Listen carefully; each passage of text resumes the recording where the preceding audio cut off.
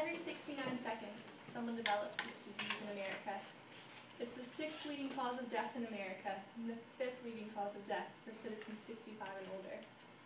90% of the information that's been discovered on this disease, scientists have found in the last 15 years.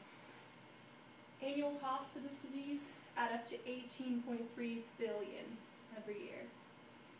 In 2010, North Carolina alone had 170,000 people living in that state, 65 and older, affected with this disease.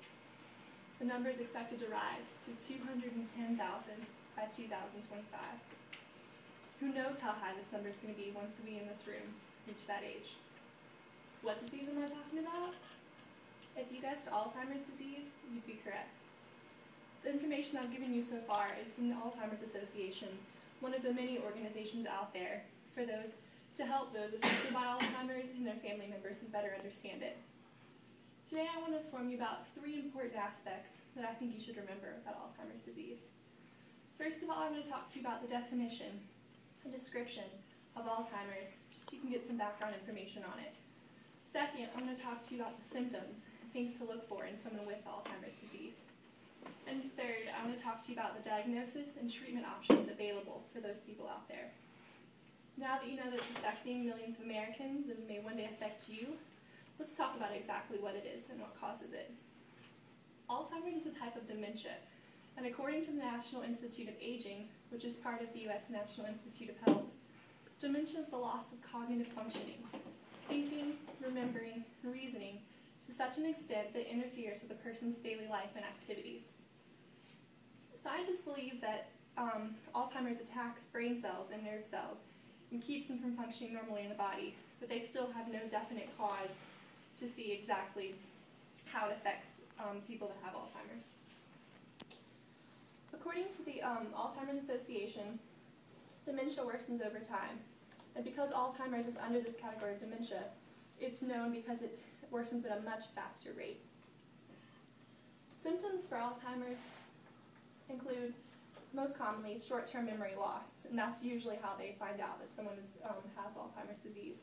But it also can lead to mood swings, behavioral changes, and it can affect other parts of the brain, such as your motor skills, which affect whether you remember how to walk or to talk. Well, now that you know what to look for, let's talk about some diagnosis and treatment options. As with any disease, early detection is key for Alzheimer's. It's very difficult for scientists and doctors to diagnose because they still have no exact cause, but with early detection, the process gets easier.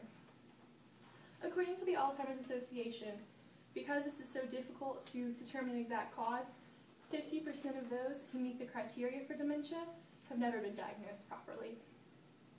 As I said before, there is no cure for Alzheimer's, but they have medication out there that helps. According to PubMed Health, this medication that's out there works to slow the progression of the disease, but this is very difficult, and it's mostly out there to help with symptoms such as managing behavioral problems, confusion, sleep problems, and agitation. Now that you've learned about the diagnosis and treatment options, let's review the 3 things I want you to remember about Alzheimer's.